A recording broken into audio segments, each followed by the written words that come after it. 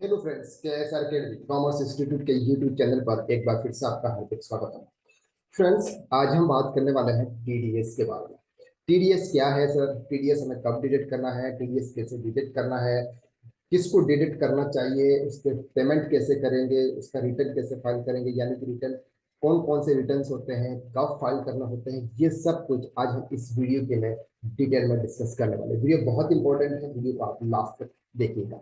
सबसे पहले हम बात करते हैं व्हाट इज टीडीएस। टीडीएस की जो फुल फॉर्म होती है वो होती है tax deducted at source. This is the part of income tax. कोई बोलते हैं सर टीडीएस एक टैक्स है।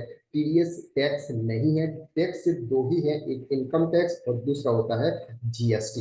इनकम टैक्स हमारा डायरेक्ट टैक्स होता है, जीएसटी हमारा इनडायरेक्ट टैक्स होता है। तो टीडीएस जो होता है वो इनकम टैक्स का एक पार्ट होता है। जैसे फॉर एग्जांपल, हम एग्जाम्पल के साथ समझते हैं, आपको इजीली समझ में आ जाएगा। फॉर एग्जाम्पल, मिस्टर ए एक पर्सन है, उन्होंने अप्रैल मंथ में कोई इनकम जनरेट की। फॉर एग्जाम्पल 1 लाख रुपीज की कोई कॉन्ट्रैक्टर सर्विस की इनकम जनरेट की। ठीक है, अप्रैल 2023 में। अब अप्रैल 2023 में उन्होंने एक इनकम जनरेट की। अब इस इनकम के आधार पर उनका जो भी प्रॉफिट होगा, ये सब कुछ उसका जो इनकम टैक्स पे करेंगे, ये जुलाई 2024 में पे करेंगे। ठीक है, यानी कि फाइनेंशियल ईयर 23-24 का इनकम टैक्स रिटर्न फाइल हम जुलाई 2024 तक करेंगे। अब गवर्नमेंट को, यानी कि अप्रैल मई जून जुलाई, यानी 16 महीने के बाद उसको टैक्स मिलेगा। उन्होंने इनकम कब जनरेट की थी सर? अप्रैल 2023 में। और इस इनकम पर वो टैक्स कब पे करेगा? जुलाई 2023, यानी कि 16 मंथ के बाद।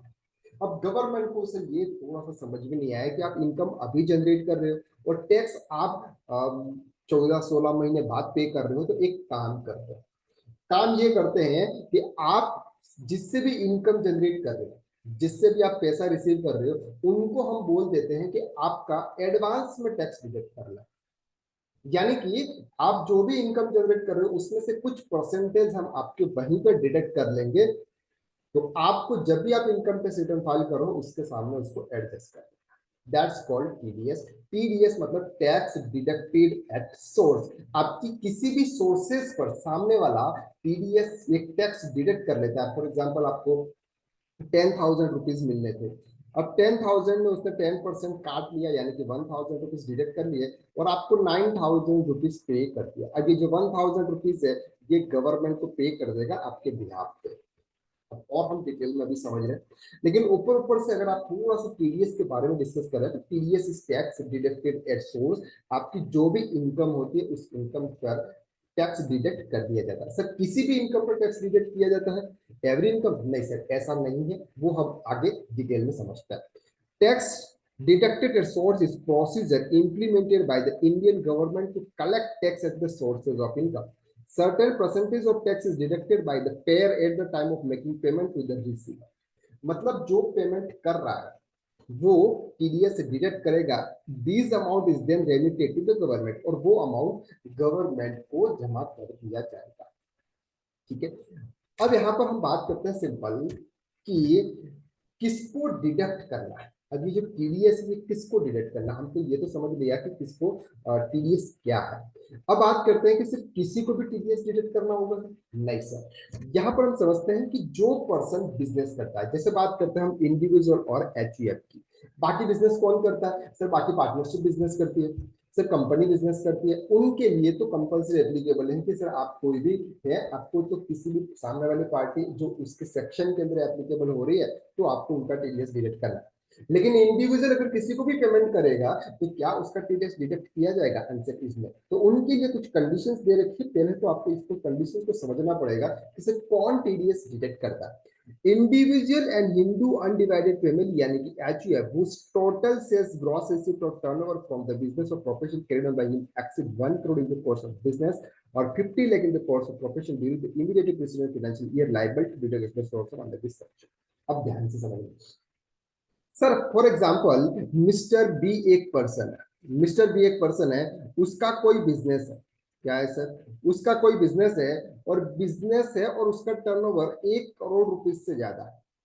तो उसके ऊपर टीडीएस डिडक्ट करने की लाइबिलिटी आएगी।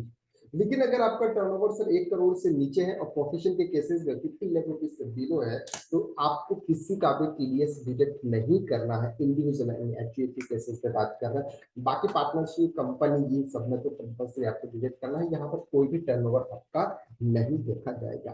तो पहली कंडीशन तो आपको ये ध्यान रखनी है कि आपका टर्नओवर 1 करोड़ से ऊपर होना चाहिए अगर बिजनेस में है, और अगर आप प्रोफेशन में है तो आपका ग्रॉस रिसीप्ट आपकी 50 लाख रुपीज होने चाहिए।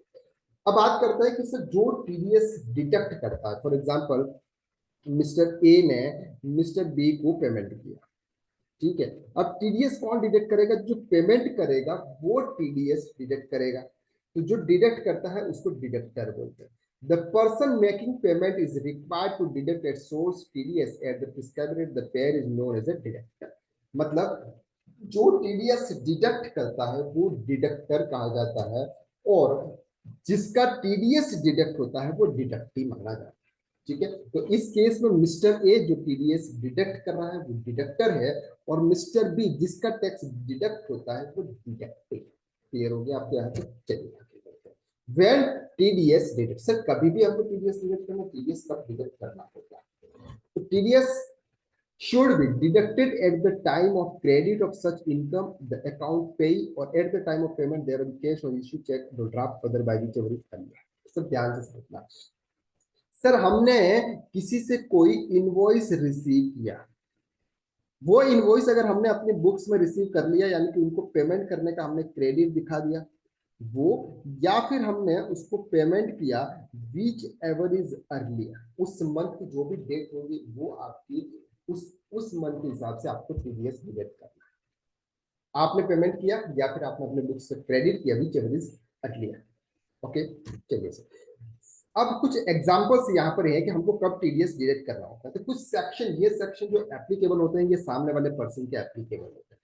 हमारे लिए तो क्या एप्लीकेबल था सर? हमारे लिए एप्लीकेबल था कि अगर हमारा टर्नओवर 1 करोड़ से ऊपर है, ग्रॉस से 50 लाख रुपीज से, इंडिविजुअल एचयूएफ के केसेस में आपको टीडीएस डिडक्ट करना है। लेकिन सामने वाले जिसको आप पेमेंट कर रहे हो वो टीडीएस में एप्लीकेबल है या नहीं, ये सेक्शन होते हैं टीडीएस के जो सेक्शन 194 से स्टार्ट होता है। तो जैसे फॉर एग्जांपल हम बात करते हैं सेक्शन 194 ए एम, कुछ एग्जांपल्स ले रहे हैं ताकि आपको क्लियरली समझ में आ जाए। ये सेक्शन कहता है sir interest other than interest on security. For example आपने किसी से अनसिक्योर्ड लोन लिया हुआ और आपको उनको इंटरेस्ट का पेमेंट करना है, ठीक है। आपने अनसिक्योर्ड लोन लिया हुआ, आपको उनको इंटरेस्ट का पेमेंट करना है। तो अगर आप 1 साल में 5,000 रुपए से ज्यादा का इंटरेस्ट का पेमेंट करते हो तो आपको टीडीएस डिडक्ट करना होगा सर 10%। अगर 5,000 रुपए से ज्यादा अगर आपने किसी अनसिक्योर्ड लोन पे इंटरेस्ट पे किया तो आपको टीडीएस डिडक्ट करना है सर 5,000। अब बात करते हैं कोई बैंकिंग कंपनी अगर किसी को इंटरेस्ट दे रही है तो उसके लिए जो लिमिट है ये सर 40,000 रुपीज की लिमिट है। मतलब अगर आपका सेविंग अकाउंट से अगर आपको इंटरेस्ट मिल रहा है, एफडी से अगर आपको कोई इंटरेस्ट मिल रहा है तो उसकी लिमिट 40,000 है। 50,000 रुपीज तक अगर आपकी इनकम होती है तो कोई भी टीडीएस डिडक्ट नहीं होगा। लेकिन जैसे ही आपकी इनकम 40,000 रुपीज से ऊपर हो जाएगी 1 साल की तो आपका टीडीएस डिडक्ट होगा। और सीनियर सिटीजन के केसेस में ये लिमिट है सर 50,000 रुपीज। ओके, एक सेक्शन तो आपका ये। दूसरा सेक्शन यहाँ पर बात करते हैं सेक्शन 194 सी, जिसको हम बोलते हैं कॉन्ट्रैक्ट को अगर आप पेमेंट कर रहे हो, कॉन्ट्रैक्टर को अगर आप पेमेंट कर रहे हो तो ऐसे केसेस में 1% इंडिविजुअल और एचयूएफ और 2% अंदर देन इंडिविजुअल एचयूएफ, यानी कि जिसको भी आप पेमेंट कर रहे हो अगर वो इंडिविजुअल एचयूएफ है तो आपको 1% टीडीएस डिडक्ट करना है, अगर सामने वाले अदर देन इंडिविजुअल एचयूएफ है तो आपको 2%। लेकिन इसकी क्या लिमिट है सर? अगर आप सिंगल पेमेंट अगर कॉन्ट्रैक्टर का 30,000 रुपीज से ऊपर करते हैं तो आपको 1% टीडीएस डिडक्ट करना है अगर इंडिविजुअल्स को कर रहा है। अगर आपने से 25 या इस तरह से 30,000 से कम कम बिल के पेमेंट किए तो टोटल एग्रीगेट अगर आपका 1 लाख रुपीज है तो आपको टीडीएस डिडक्ट करना। क्लियर होगा? ये है सेक्शन 194 सी। दूसरा ऐसा ही सेक्शन है सर 194 डी, जिसके हम बात करते हैं इंश्योरेंस कमीशन। उस पर जो परसेंटेज है वो 5% है। अगर उसकी लिमिट है सर 50,000 का इंश्योरेंस कमीशन है तो आपको कोई भी टीडीएस डिडक्ट नहीं किया जाएगा, और अगर इसके ऊपर है तो टीडीएस डिडक्ट किया जाएगा। ऐसा ही सेक्शन है सेक्शन 194 एच, कमीशन का है, सेम टू सेम लिमिट है सर 5% और 15,000 रुपीज। नेक्स्ट, टीडीएस का पेमेंट करना। अब सर हमने क्या किया, हमने फॉर एग्जांपल राम को पेमेंट किया, हमने 10% टीडीएस डिडक्ट किया। अब ये जो टीडीएस हमने डिडक्ट किया ये हमारे लिए लाइबिलिटी है, हमको गवर्नमेंट को पे करना। तो कब पे करना है सर? गवर्नमेंट को आपको पे करना है कि अगर आपने अप्रैल मंथ में अगर किसी का टीडीएस डिडक्ट किया है तो 7 मई तक आपको उसका पेमेंट करना है। कब करना है? 7 मई तक आपको उसका पेमेंट करना है। अगर आपने जून में किसी का काटा है तो आपको 7 जुलाई तक आपको उसका पेमेंट करना है। और पेमेंट जो होता है वो सेक्शन वाइज होता है, ठीक है। सेक्शन वाइज का मतलब ये होता है कि आपने किसी का भी कौन कौन से सेक्शन के थ्रू टीडीएस काटा है। जैसे अगर आपने टीडीएस काटा एक का 194 सी में और एक का 194 जे में, तो 190 सी का अलग से चालान बनेगा और 194 जो का अलग से चालान बनेगा। ये सर सेक्शन वाइज उनका पेमेंट होता है। ओके, अब हम बात करते हैं सर टीसीएस टीडीएस के रिटर्न कौन कौन से होते हैं। तो सबसे पहला जो टीडीएस का रिटर्न होता है वो होता है 24। अब ये टीडीएस के रिटर्न क्या है सर? टीडीएस के रिटर्न का मतलब होता है कि सर हमने जिसका भी टीडीएस डिडक्ट किया है वो टीडीएस सामने वाले के पेन के आधार पर हम गवर्नमेंट को जमा कराते हैं। और जब वो फाइनल में जब इनकम टैक्स रिटर्न फाइल करेगा तो उतना इनकम टैक्स डिपार्टमेंट में उसका अमाउंट जमा मिलेगा।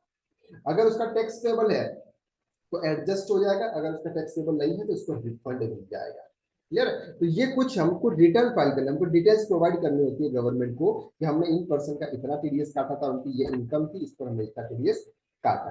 तो ये रिटर्न डिटेल देने के लिए गवर्नमेंट हमको कुछ फॉर्म दे रखे हैं जिसका नाम है सबसे पहले 24Q। उसमें सिर्फ और सिर्फ अगर आप किसी सैलरी पर्सन का अगर कोई टीडीएस डिडक्ट कर रहे हो तो उसकी डिटेल्स प्रोवाइड की जाती है।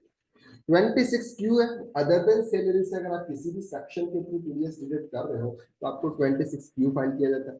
17Q जो होता है वो अगर आप नॉन रेजिडेंट पर्सन को अगर आप टीडीएस पेमेंट करने पर टीडीएस डिडक्ट कर रहे हो तो उसके लिए 27Q है। और 27EQ जो होता है वो टीसीएस के लिए होता है, टैक्स कलेक्टेड एट सोर्स के लिए। ये रिटर्न्स होते हैं। अब सर आपकी रिटर्न्स आपको कब फाइल करना है?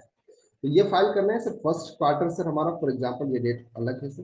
फर्स्ट क्वार्टर है फॉर एग्जांपल 1 अप्रैल से लेके 30 जून, तो आपको 31 जुलाई 2023 तक फाइल करना है।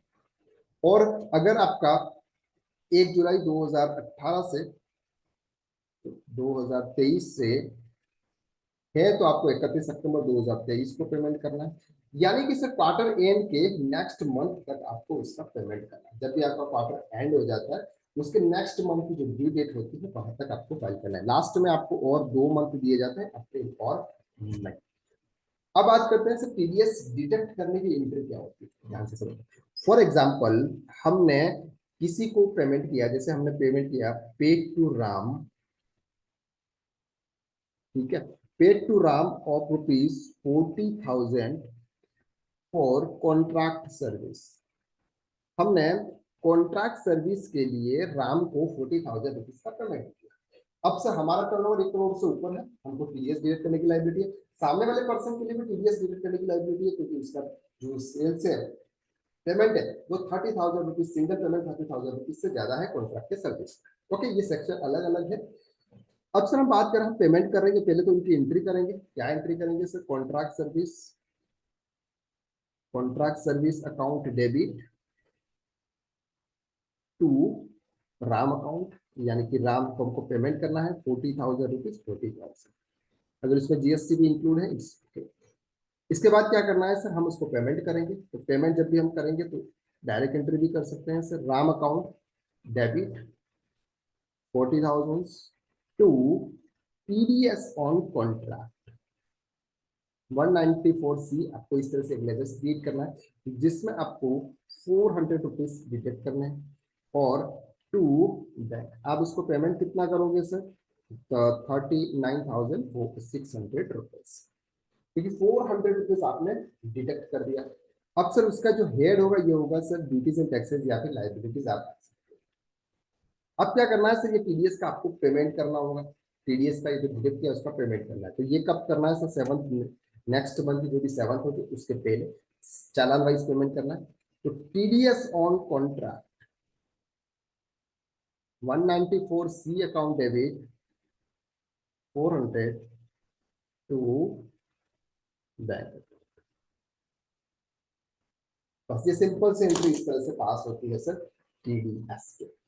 आई होप कि आपको टीडीएस के बारे में जो बेसिक नॉलेज है वो आपको मिल गया। अब सर एडवांस नॉलेज के लिए आप हमारा टैक्स कंसल्टेंट कोर्स ज्वाइन कर सकते हैं, जिसके अंदर टीडीएस में रिटर्न कैसे फाइल होते हैं और एडजस्टमेंट कैसे होते हैं, उसका हमने टीडीएस जिससे डिडक्ट किया उसका रिफंड कैसे मिलेगा, ये सब कुछ हम हमारे टैक्स कंसल्टेंट कोर्स के अंदर लाइव सिखाते हैं। अगर आप account, GST, Tally Prime, TDS, Excel, income tax में मास्टर बनना चाहते हैं तो आप हमारा कोर्स ज्वाइन कर सकते हैं। 9:30 टू 11 PM की क्लासेस होती हैं सर, लाइव क्लासेस होती है, उसका रिकॉर्डिंग वीडियोस मिलते हैं और पीडीएफ नोट्स भी आपको अवेलेबल होते हैं। सबसे डिस्काउंट ऑफर में इंडिया के अंदर सबसे मिनिमम प्राइस में आपको इतना सब कुछ मॉड्यूल्स कंटेंट आपको भेज रहा है, तो आप जल्दी से जल्दी आप 7389781117 पे कॉल करके आप इंक्वायरी कर सकते हैं। आज के लिए बस इतना, नेक्स्ट वीडियो में हम फिर मुलाकात करते हैं, तब तक के लिए थैंक यू सो मच। अगर आपने हमारे चैनल को सब्सक्राइब नहीं किया है तो जल्दी से जल्दी सब्सक्राइब कर दीजिए। Thank you so much.